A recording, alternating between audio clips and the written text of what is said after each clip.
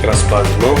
Conforme prometido, hoje nós vamos falar sobre o sangue dos inocentes. Esse vídeo ele é complementar ao vídeo anterior que nós já gravamos, intitulado O Feitiço do Final dos Tempos. Presta atenção, ele vai abarcar mais conhecimento para a sua vida. A gente fala do sangue dos inocentes, existem muitas formas de você derramar sangue. A Bíblia diz que o pecado de rebelião é como o pecado de feitiçaria.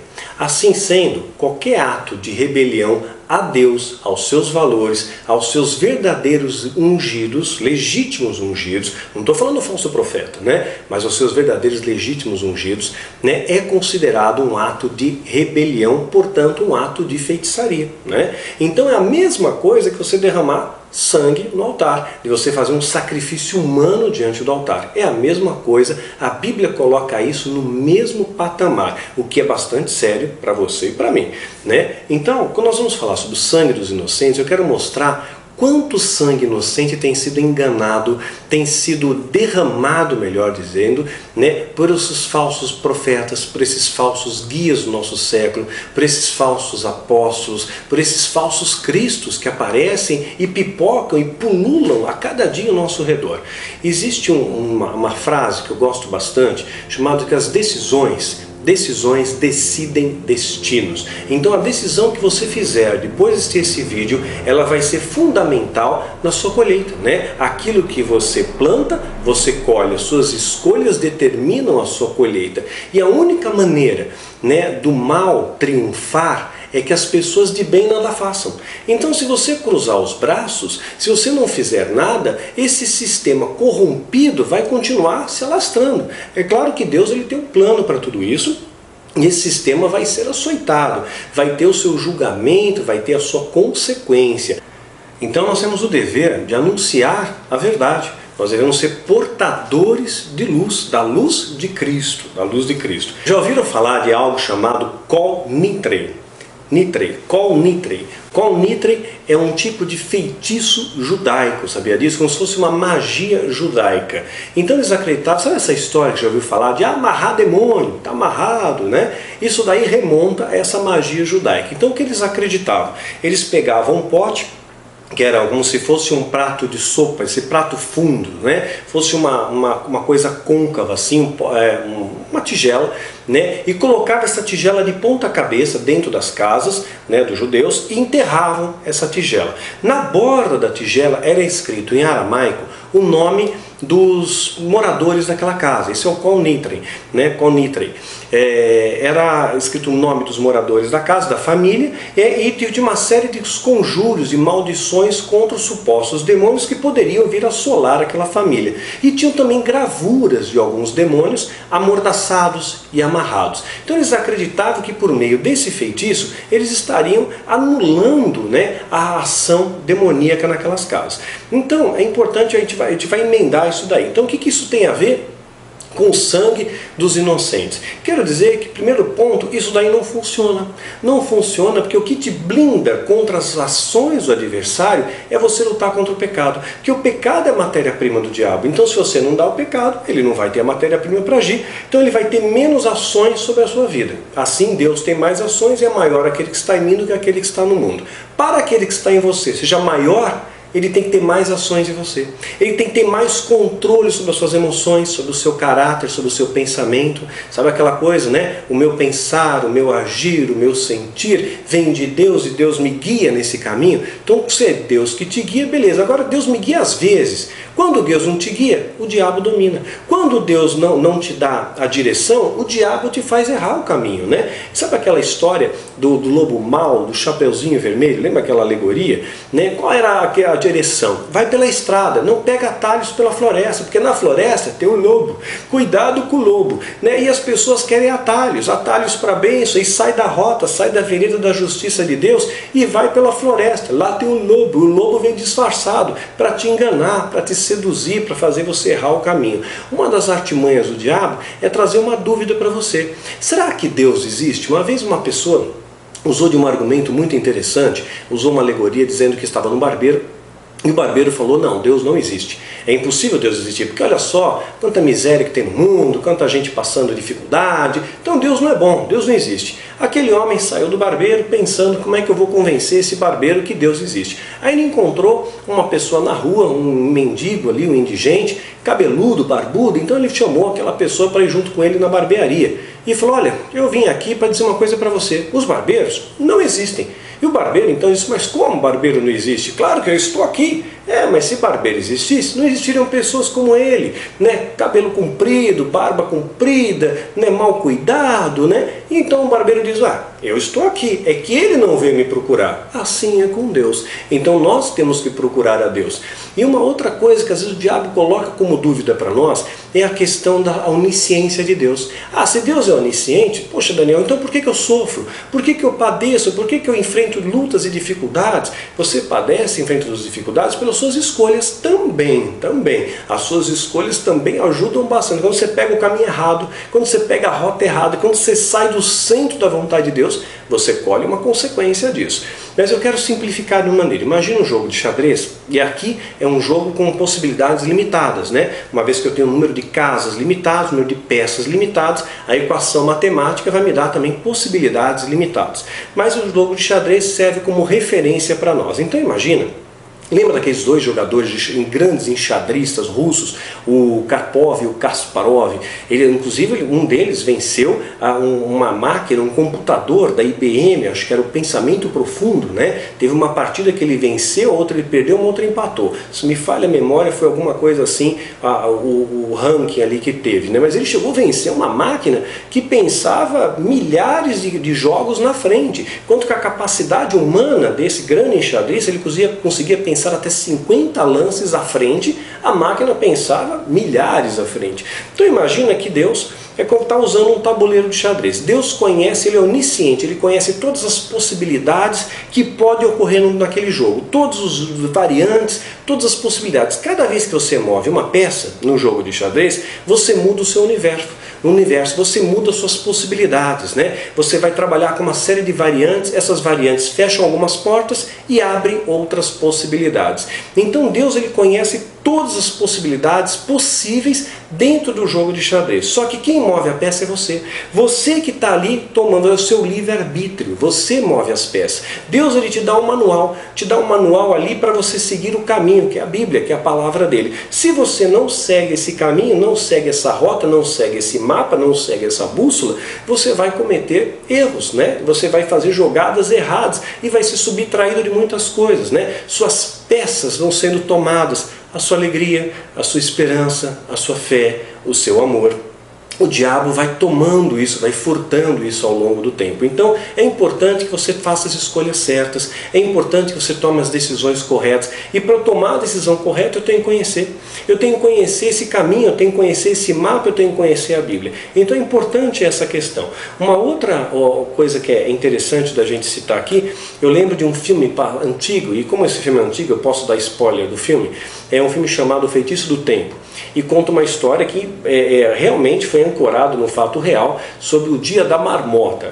Tanta coisa para criar, existe nos Estados Unidos o Dia da Marmota, onde supostamente a marmota profetiza. Você vê que tem até marmota profeta, né? Que ela profetiza se o inverno vai ser maior ou não, se o inverno vai se prolongar ou não, a marmota. E aí o personagem do filme é um comediante, ele fica preso no tempo, então ele vai repetindo o dia dele várias vezes até que ele acerte, até que ele aprenda com os seus erros. Então o erro faz parte do acerto. Então assim, quanto mais você errar, mais tempo você fica no deserto. Quanto mais bobagem você fizer, mais tempo você vai ficar no deserto. Olha, Moisés poderia ter conduzido aquele povo até a terra prometida em pouco tempo, não precisava ficar 40 anos. Mas erraram muito. Quanto mais você erra, mais tempo você fica. Então é melhor acertar logo. É melhor dizer, estou aqui, me rendo a ti, seja feita a tua vontade, não a mim, ponto final, né? E fazer o melhor. É isso que é o nosso caminho, né?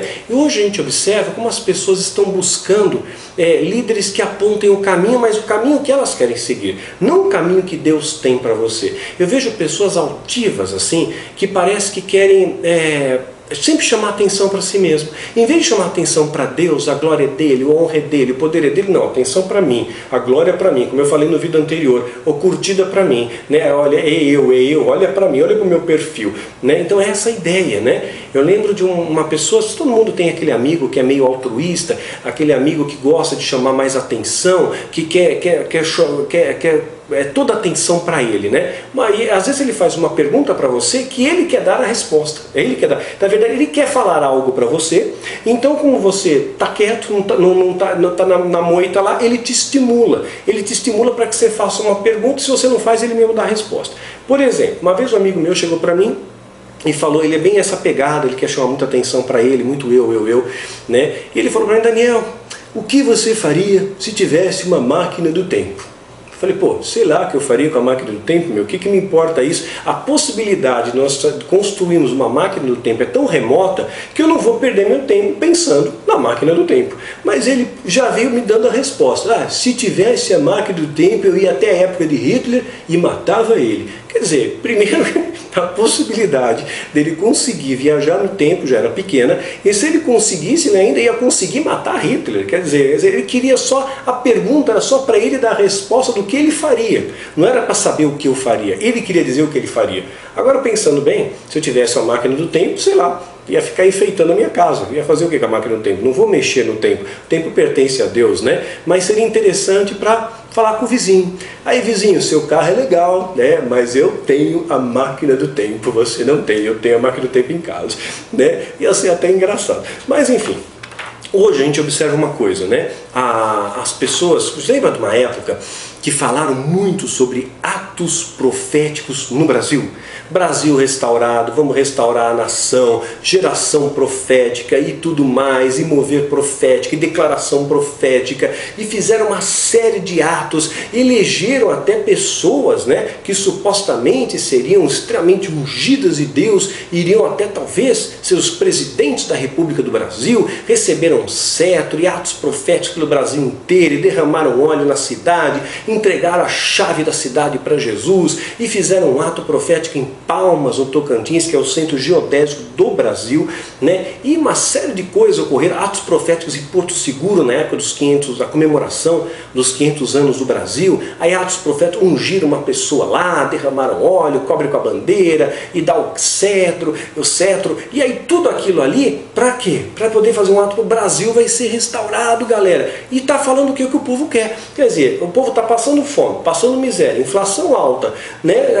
Saúde péssima, educação nem se fala, né? Então o povo quer um milagre, né? Precisamos de um milagre, e aí começa a falar aquilo que o povo está querendo ouvir falar, não é isso? E marchas proféticas e tudo profético.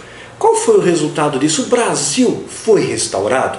Você sabe que não foi restaurado. E por que o Brasil não foi restaurado? Aí você perguntar para essas pessoas que iriam promover a restauração, por que vocês profetizaram e não aconteceu? Por que profetizaram que a Marina ia ser presidente e não foi? Por que vocês profetizaram a restauração da nação e não aconteceu? Por que fizeram aquele congresso do avivamento e não teve avivamento? O que houve? A transferência de geração, mas não mudou nada. O que adiantou amarrar e destronar o Exu boiadeiro? O que aconteceu então, né? Se você perguntar para essas pessoas, eles vão dizer, a culpa não é minha. A culpa é tua, porque você não teve fé, porque você não orou, porque você não acreditou. Eu dei a direção porque eu sou ungido, né? Muito eu, né?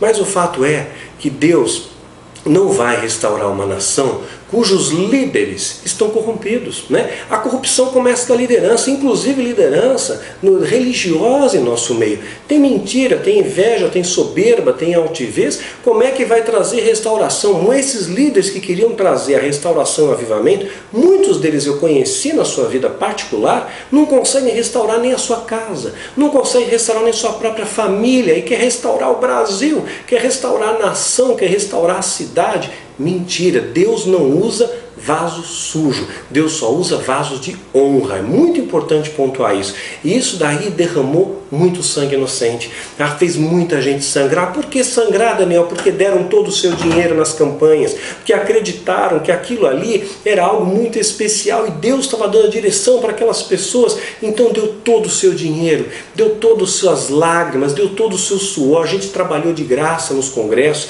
pessoas ali se dedicaram, né, largaram emprego, venderam casa, casa, venderam terreno, deram carros, né? Porque nós temos que promover o avivamento, né? Que nem o AD 2000, lembra dessa história? Até o ano 2000 todo mundo tem que ouvir falar de Jesus. E aí então nós vamos apressar a volta de Cristo. E muito dinheiro foi pedido para as pessoas para apressar a volta de Jesus, né? Para que aquilo viesse. Aí não veio.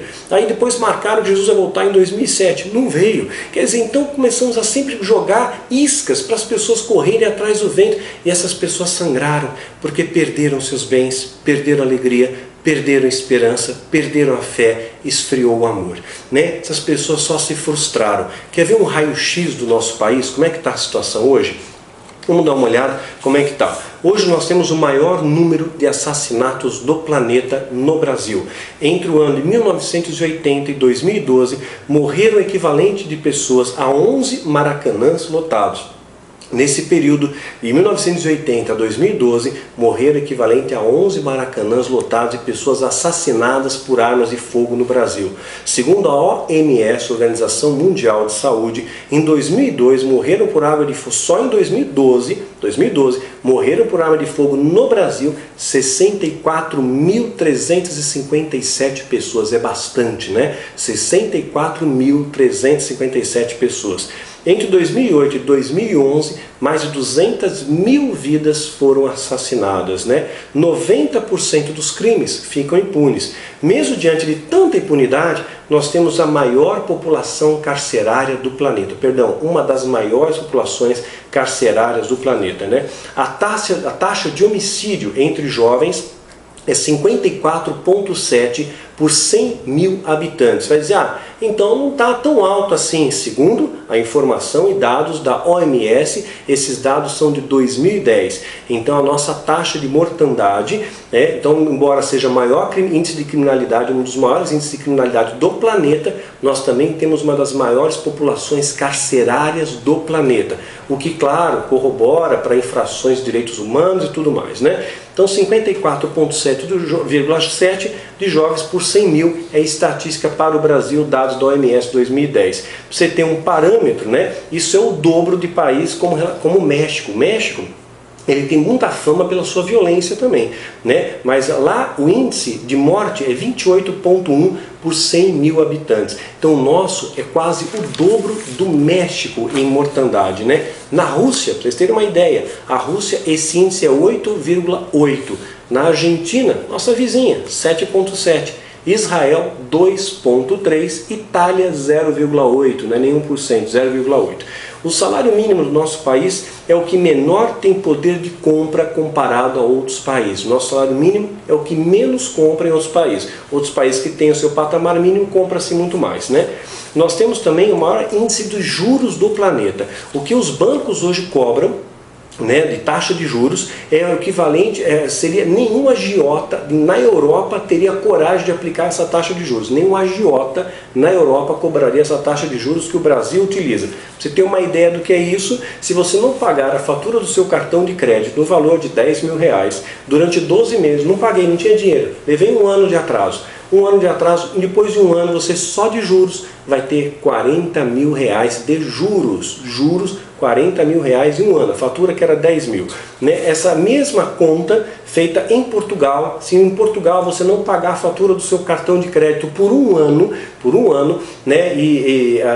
O mesmo período, né? 10 mil reais, e for pagar em um ano, a sua conta vai ser de 11.700. Você vai ter apenas 1.700 reais de acréscimo. No Brasil, 40 mil reais só de juros, né? Nós temos aqui também os maiores escândalos de corrupção do planeta. O escândalo que nós enfrentamos no Brasil agora é o maior escândalo planetário. Nunca teve uma corrupção tão grande, tão gigante como tem no Brasil. E os autores estão aí impunes e governando, né? Então a gente vê também que os professores no Brasil são muito mal pagos, a educação está naufragando, o desempenho dos alunos é extremamente fraco. O resultado, 27%, gente, isso aqui é um número grande, viu? 27% dos brasileiros acima de 15 anos são considerados analfabetos funcionais. Sabe o que significa isso? Significa que eles reconhecem as letras, sabem ler, e sabem também reconhecer os números, mas não sabem fazer contas e não sabem interpretar textos. Eu vejo uma amostra disso, às vezes na fanpage. Às vezes eu ponho um texto ali, alguma coisa, eu vejo as pessoas assim se embaralhando, entendendo a coisa completamente diferente, né? Às vezes até nos meus livros, as pessoas me escrevem: Daniel, não entendi isso aqui, porque tem dificuldade de interpretar um texto simples, né? 27% dos nossos brasileiros são analfabetos funcionais. É um reflexo da nossa péssima educação, né? Nossos alimentos no Brasil estão virando veneno, sabia disso? Nós somos os que mais usamos agrotóxicos no planeta. Sabia que o Brasil é o local onde mais usa agrotóxicos no planeta, né? E também usamos a maior quantidade de transgênicos do mundo, né? Eu costumo falar sobre isso no seminário nível 1. O Brasil é o que usa a maior quantidade de transgênicos do mundo. Nós passamos a Argentina. A Argentina, até 2009, era maior. A partir de 2009, nós ganhamos. Primeiro, é um troféu que a gente tem. A gente tem o troféu também de primeiro lugar no mundo, né, e maior utilização de transgênicos e agrotóxicos do planeta. Nossas lavouras estão contaminadas, nosso leite está contaminado. Essa é a realidade dura, nua e triste, né? Nós temos a maior carga tributária do planeta, uma das maiores cargas tributárias do planeta. Você tem um parâmetro: em 2015, cada brasileiro vai trabalhar 151 dias, equivalente a 5 meses, somente para pagar impostos ao governo. Você escutou certo.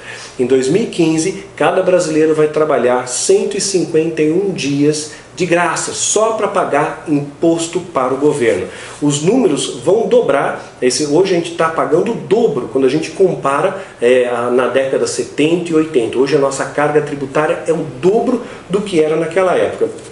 Outros países também têm cargas de impostos elevadas, né? Então, por exemplo, a Dinamarca, você trabalha 176 dias por ano, né, para poder pagar os impostos e as suas cargas tributárias. A França, cada francês trabalha 171 dias por ano para pagar as suas taxas tributárias. Na Suécia, 163 dias, maior que o Brasil, né?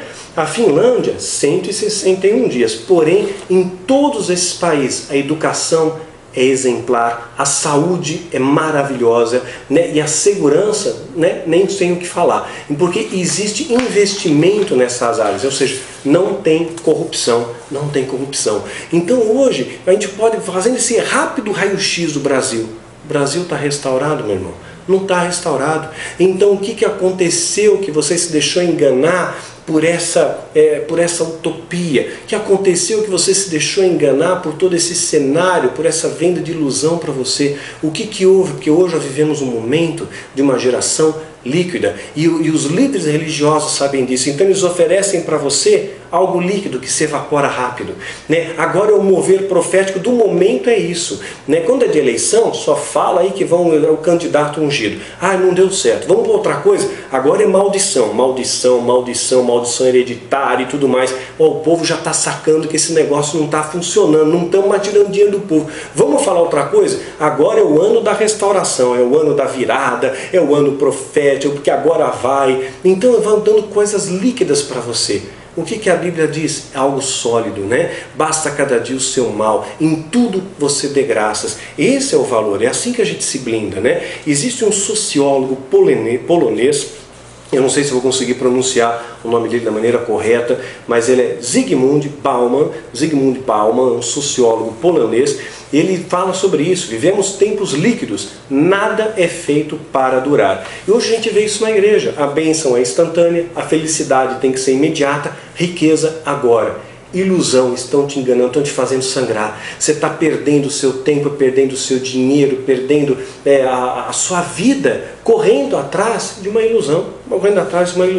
Hoje a gente observa cada vez mais as pessoas se afastando dos valores de Deus. Perguntaram para esse sociólogo, né, o que acontece então, por que a gente está aumentando o consumo de antidepressivos? Se Deus está usando, né, a sua igreja para restaurar o povo, por que o povo está ficando deprimido? Porque está ficando frustrado, porque não corre e nunca alcança. Corre e se desgasta, mas nunca tem a recompensa daquilo que está correndo na direção errada, está buscando na fonte errada. Em vez de buscar o que Deus tem para você, as pessoas estão buscando as fábulas, estão buscando aquilo que você gostaria de ouvir, assim, apenas para aplacar o seu coração. Esse sociólogo diz o seguinte, vou pôr meu óculos aqui para ler que é melhor. Que é o que ocorre com a questão do aumento dos antidepressivos. Aí ele dá a resposta. Você colocou o dedo em um dos muitos sintomas da nossa crescente intolerância ao sofrimento. Crescente intolerância, parece que a gente não aceita sofrer. Aquilo que eu falei no vídeo anterior, não se aceita sofrer, né? Na verdade, uma intolerância a cada desconforto ou mesmo a ligeira inconveniência. Em uma vida regulada por mercados consumidores, as pessoas passam a acreditar que para cada problema há uma solução. E que essa solução pode ser comprada na loja. Eu compro lá a fronha ungida, eu compro o lenço consagrado, eu compro a meia profética, eu compro a solução. Né? Que a tarefa do doente não é tanto usar a sua habilidade para superar a dificuldade, mas para encontrar a loja certa que é a venda do produto certo que irá superar a dificuldade em seu lugar. Não foi provado que essa nova atitude diminui as dores. Se você comprar a fronha ungida, não vai tirar, não vai acabar os seus problemas, vai só tirar o seu dinheiro. O problema continua lá. O dinheiro já foi, o seu tempo já foi, o seu desgaste já foi, fez você sangrar. É o sangue dos inocentes sendo derramado nos altares pelos falsos profetas que estão te vendendo ilusões, estão te afastando dos valores de Deus, né? Mas foi provado, além de qualquer dúvida razoável, que a nossa induzível intolerância à dor é uma fonte inesgotável de lucros comerciais. Por essa razão, podemos esperar que essa nossa intolerância se agrave mais ainda, em vez de ser atenuada. Então as pessoas hoje não querem sentir dor, não querem passar problema. Ah, eu estou com dificuldade financeira, eu vou na igreja e vou comprar o martelo da justiça, né, para apressar a minha causa na justiça. Só que isso é venda de ilusão, porque nós vamos passar por decepção, nós vamos passar por frustrações, faz parte do nosso crescimento, né? Então, para que você tenha uma vida em abundância, para de ouvir os profetas que só querem falar aquilo que você quer ouvir. Busca homens e mulheres segundo o coração de Deus que estão dizendo aquilo que Deus quer que você ouça, né? E o que Deus quer que você ouça às vezes é uma verdade amarga, é uma verdade que você não gostaria de ouvir. Sabe aquele João 6,60? Né? Os discípulos chegam para Jesus: Jesus, quem pode suportar essa verdade? Eu não aguento mais, eu vou embora. Se apartaram de Jesus. A verdade é amarga, mas ela liberta você, querido. E eu falo de todo o coração para você, eu quero o seu bem. Sabe, a sua vitória é a minha vitória. Eu luto pela sua vida. E eu sei que você só vai ser vitorioso se você encarar de verdade, de frente, os valores cristãos genuínos, legítimos. Não esse mar de ilusão que te vende, mas a realidade bíblica, que é tomar cruz, que é viver cada dia o seu mal, que muitas vezes é suportar os cravos, é passar por privações, é suportar as perseguições, é estar abatido, mas não derrotado, é ser perseguido, é ser caluniado, é ser difamado, é ser odiado por muitos. Faz parte, viu? Faz parte. Então saia dessa redoma de achar que tudo é triunfalismo, que você vai viver de vitória em vitória. Porque de vez em quando você vai tropeçar, de vez em quando você pode se magoar com alguém, você pode se decepcionar com uma situação. Isso é humano, isso é natural, faz parte da nossa trajetória, né? E Deus muitas vezes vai nos corrigir, vai nos disciplinar, porque Deus disciplina quem ama. Então às vezes você passa por circunstâncias que Deus está permitindo que você passe para lapidar a sua fé, para que você brilhe, como Ele fez com Jó, como Ele fez com Davi, como Ele fez com Paulo, né? Então Ele lapida a fé, Ele está moldando a sua fé. Então não se afasta dos valores de Deus, olha para Ele, honra Ele acima de todas as coisas, de verdade. Sabe, para de correr atrás de coisas que afagam o seu coração. Às vezes alguém vai dizer para você: meu irmão, agora não. Meu irmão, você não pode fazer isso. Meu irmão, não faça isso. Né? Eu sou líder de um grupo de pessoas, né? E às vezes, meu líder, o que eu faço? Eu dou a direção, faz isso. Ah não, isso aí não gostei. Isso aí não foi legal fazer uma coisa dessa, não. E vai buscar outra direção. Quer dizer, quer ouvir o que Deus tem para dizer ou quer ouvir o que você quer dizer? Então você tem que estar pronto para ouvir a voz de Deus para a sua vida. E a voz de Deus para a sua vida agora vai dizer o seguinte, querido: anda no caminho dele, suporta os cravos, né? E em tudo na sua vida, mesmo aquelas coisas que você não compreende, tem um coração grato a Ele. Você tem muito mais a agradecer do que a pedir, né? É isso que eu queria deixar como reflexão para você. Para de correr atrás desse triunfalismo, atrás de todas essas coisas glamourosas que te oferecem, né? Busque o simples, busque aquela coisa esculpida pelas mãos do carpinteiro. Em vez de buscar as riquezas do mundo, sua riqueza está lá. Porque onde está o seu coração, ali está seu tesouro. Que o seu coração esteja nele. E o seu coração estando nele, seu coração para de sangrar. Porque o sangue dele nos cobre, nos salva e nos redime. Que Deus te abençoe e te guarde.